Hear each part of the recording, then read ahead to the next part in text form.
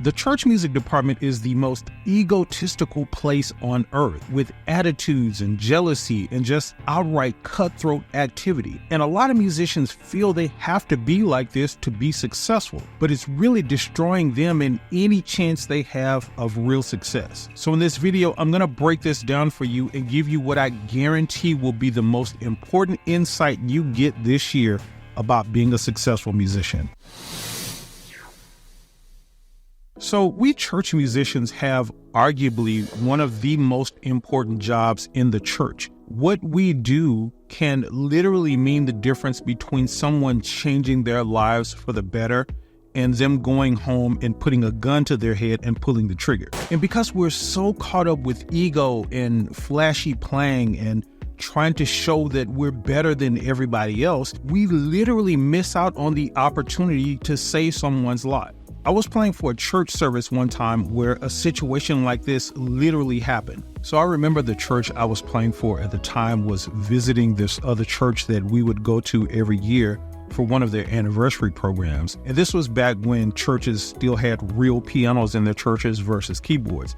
And this particular church had this really big, huge 9-foot grand Steinway piano. And I absolutely loved Steinway pianos because Steinway pianos are what I did all of my college recitals on while I was in school. So I was really looking forward to playing on it at this church. So when we got up to sing and I got on that piano, I just literally slaughtered on it. It was just really one of those moments where the audience was into what we were doing, and it caused this big 25 minute long shout session after we finished. But at the end of service, they were doing the invitation, and this lady came up and she looked really disturbed, like she had this crazy look on her face, almost like she had seen a ghost or something. So as the invitation is going, this lady slowly walks up and the pastor takes her hand and welcomes her or whatever.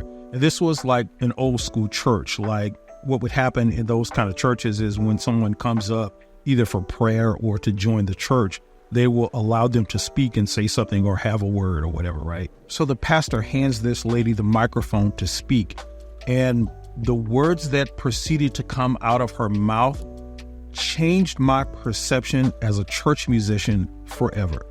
She began by saying that she was thankful that she had decided to come to church that day because she really didn't want to come. She talked about how the last 2 years of her life have been really, really rough.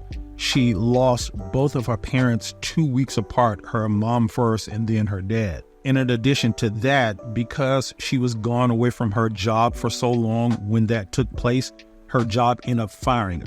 And if all of that is not bad enough, she talked about how about a year later, she came home and found her husband in their bed with another woman. And when that took place, he just basically said, forget it, and left her and moved in with this other woman. And then sometime later, her 2 kids, which were 2 boys, as she told it, decided that they wanted to go live with their father, the cheating husband, and the other woman. So this woman was basically left alone. Now, all of that stuff was terribly horrible, but this is the part that changed everything for me. After sharing all of that crazy stuff, this lady said that she had planned to kill herself that day. She said that she had just decided to come to church that evening at the last minute to get herself right with God, so to speak, so that she would be okay and go to heaven when she does this act to herself. But she said she was really inspired and moved by the service that day, and that the music she heard gave her hope to keep going. She literally said, and this is something that I will never, ever forget, but she said in reference to me that the way that man was playing that piano made me see something different about myself.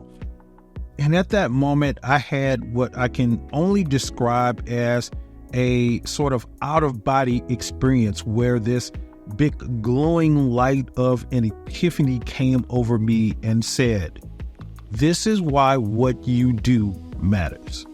And it gave me a mantra that I still live by to this day. And that mantra is, music is service. And the point of all of this is, if I had been being egotistical or had an attitude or had some sort of chip on my shoulder or something that day, that lady's fate may have been something completely different. If I had just been up there trying to show out and trying to prove that I'm the best musician in the room, like all of this stuff us church musicians do, then a life could have been lost that I had the opportunity to save. And this, my friend, is what real success is. Because when you're able to show humility and modesty and true consideration for others, and you use what you can do musically as an avenue or a road to express that, you will never have to worry about money, status, people liking you, or even being happy. When you're able to do this and you do it genuinely, people will line up to give you money and elevate you to the status you want to be. But your ego and self-centeredness and clout chasing and your need for validation and attention is going to destroy any chance for that type of success. And a lot of musicians are that way because they think it works, and it seemingly works for a very short period of time. It's like drugs. When you try cocaine for the very first time, it will make you feel wonderful. At least that's what I hear. It's not like I would know that personally. But it very quickly starts a downward spiral until you end up in a hotel bathroom unalived, as the kids say nowadays, from a drug overdose. And even more importantly, this ego stuff is going to get in the way and prevent any musical growth.